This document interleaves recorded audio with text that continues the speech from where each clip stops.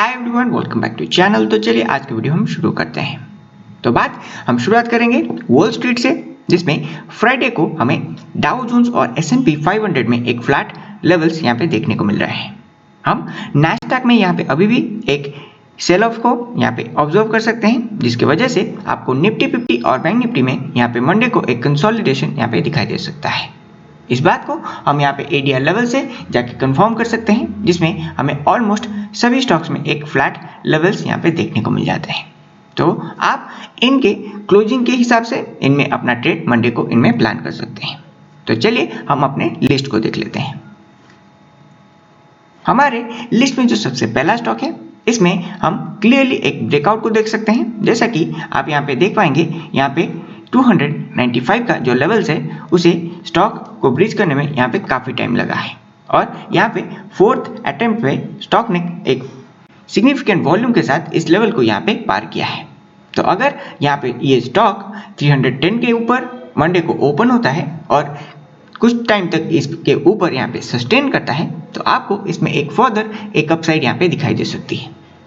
तो हम यहाँ पे बात कर रहे हैं स्टील सेक्टर के बारे में, जिसका नाम है JSW स्टील लिमिटेड। इस स्टॉक में हमें यहाँ पे फ्राइडे को अराउंड 6.8% का एक अपसाइड यहाँ पे देखने को मिला है, और स्टॉक यहाँ पे 312 पे अपना 52 वीक हाई फॉर्म करने के बाद इसके जस्ट नीचे अपना क्लोजिंग दिया है, जो कि एक काफ़ी बड़ा पॉजिटिव हमारे लिए सिग्नल है।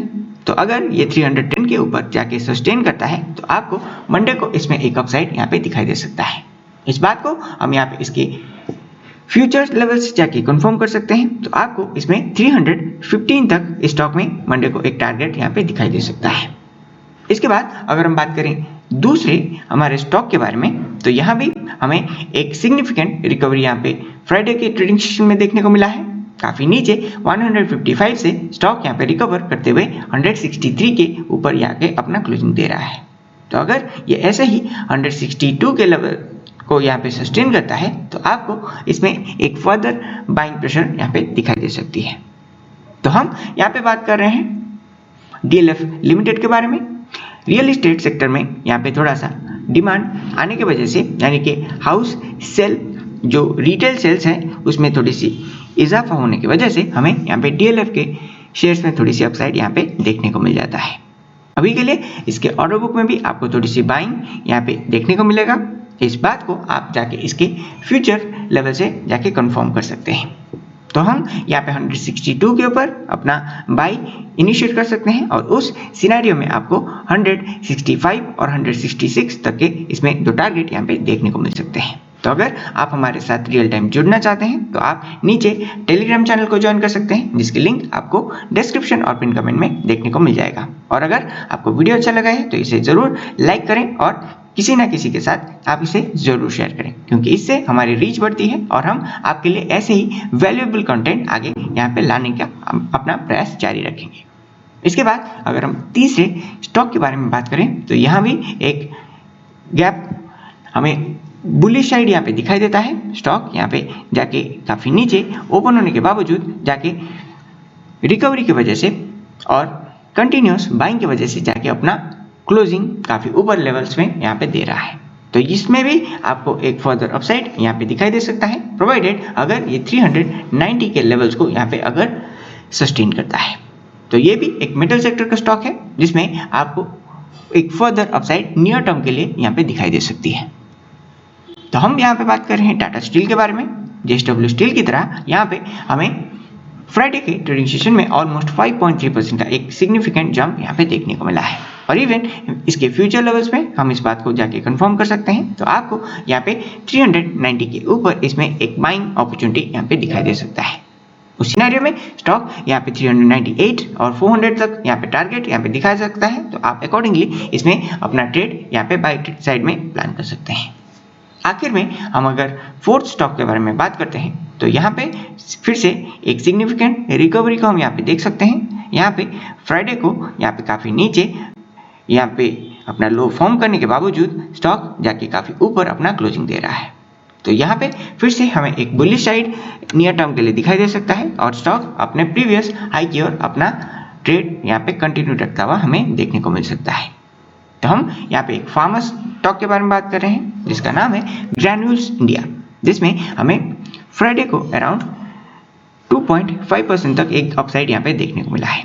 अभी भी इसके ऑर्डर बुक में थोड़ी सी बुलिश साइड हम यहाँ पे देख सकते हैं। तो अगर ये 390 के ऊपर जाके ओपन होता है तो आपको इसमें 395 और 397 तक के दो टारगेट्स यहाँ पे देखने को मिल सकते हैं। तो अगर आपको अपना टारगेट और स्टॉप लॉस प्लेस करने में कोई इश्यू है तो उसके लिए आप नीचे डिस्क्रिप्शन और कमेंट सेक्शन में जाके एक वीडियो को चेकआउट कर सकते हैं और वहां पे आपको इंट्राडे और म्यूचुअल फंड रिलेटेड प्लेलिस्ट भी देखने को मिल जाएगा। अगर आप उसके बारे में जानना चाहते हैं तो आप उन प्लेलिस्ट को भी जाके चेकआउट कर सकते हैं। अगर हम कल निफ्टी के ओपनिंग को देखें तो ये थर्सडे के क्लोजिंग के मुकाबले ऑलमोस्ट 50 पॉइंट्स यहाँ पे ऊपर जाके ओपन हुआ और बाद में यहाँ पे कंसोलिडेशन के चलते फाइनली इसने 11,762 पे अपना क्लोजिंग किया है। इवन हम डेली कैंडल्स पे यहाँ पे एक रिकवरी को यहाँ पे देख सकते हैं। तो अगर ये अपना जो 9 डे का ईएमए लेवल है उसे सस्टेन करने में कामयाब रहता है तो आपको मंडे को इसमें एक फर्दर अपसाइड यहाँ पे दिखाई दे सकता है, क्योंकि हमने अभी अभी यहाँ पे ग्लोबल मार्केट में एक पॉजिटिव क्लोजिंग को यहाँ पे देखा है। इवन अगर आप वीकली ऑप्शन चेन डेटा को यहाँ पे कंसिडर करते हैं तो यहाँ पे हमें इसके पुट लेवल्स पे यहाँ पे इमीडिएट बेसिस पे 11,700 पे एक सपोर्ट यहाँ पे फॉर्म होता हुआ दिखाई दे रहा है, क्योंकि इस लेवल पे अराउंड 17,49,150 ओपन इंटरेस्ट कॉन्ट्रैक्ट्स का एक बिल्डअप हम यहाँ पे देख सकते हैं। तो हम मंडे को इस लेवल को एज ए इमीडिएट सपोर्ट की तरह यहाँ पे कंसिडर कर सकते हैं। इन केस अगर ये लेवल आपको टूटता हुआ यहाँ पे दिखाई देता है तो अगला जो सपोर्ट है वो हमें नीचे 11,600 के करीब यहाँ पे दिखाई दे सकता है। इसके बाद अगर हम बात करते हैं कॉल साइड के बारे में तो हमें 11,800 के करीब यहाँ पे एक सिग्निफिकेंट ओपन इंटरेस्ट कॉन्ट्रैक्ट्स का एक बिल्डअप यहाँ पे दिखाई दे रहा है और इसी लेवल पे हम अराउंड 6,62,625 कॉल कॉन्ट्रैक्ट्स को यहाँ पे ऐड होता हुआ देख सकते हैं। तो ये लेवल हमारे लिए एक रेजिस्टेंस की तरह काम कर सकता है, जिसके ऊपर यहाँ पे निफ्टी में एक तेजी फिर से हमें लौटता हुआ दिखाई दे सकता है। इसके बाद हम अगर बैंक निफ्टी के बारे में बात करते हैं तो बैंक निफ्टी यहाँ पे फिर से निफ्टी की तरह ही सिमिलरली एक गैप अप ओपनिंग के साथ जाके ओपन हुआ और बाद में इसमें थोड़ी सी बाइंग आने की वजह से फाइनली इसने 23,533 पे अपना क्लोजिंग दिया हुआ है। तो यहाँ भी हम डेली कैंडल में एक रिकवरी को देख सकते हैं। तो हमें यहाँ पे एक फर्दर कंसोलिडेशन यहाँ पे अपर साइड में यहाँ पे मंडे को दिखाई दे सकता है। इस बात को अगर हम यहाँ पे ऑप्शन चेन के मदद से देखना चाहें तो यहाँ पे पुट साइड पे करंटली 23,500 के स्ट्राइक पे इमीडिएट बेसिस पे एक सपोर्ट हमें यहाँ पे फॉर्म होता हुआ दिखाई दे रहा है। इस लेवल पे करंटली 5,04,000 ओपन इंटरेस्ट कॉन्ट्रैक्ट्स को देखा जा सकता है। तो हम इस लेवल को एज ए इमीडिएट सपोर्ट की तरह इसे मंडे के लिए कंसिडर कर सकते हैं।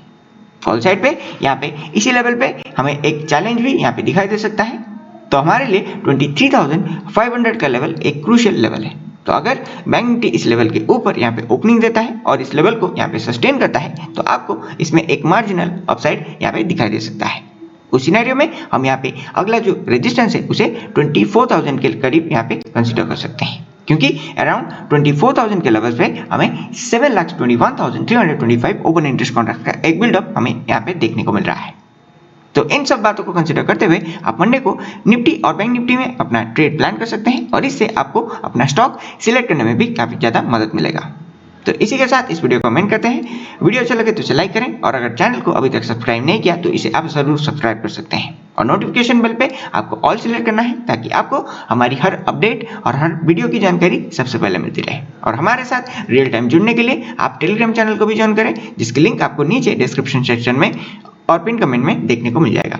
तो तब तक के लिए मैं मिलता हूं आपको अगले वीडियो में and finally thanks for watching.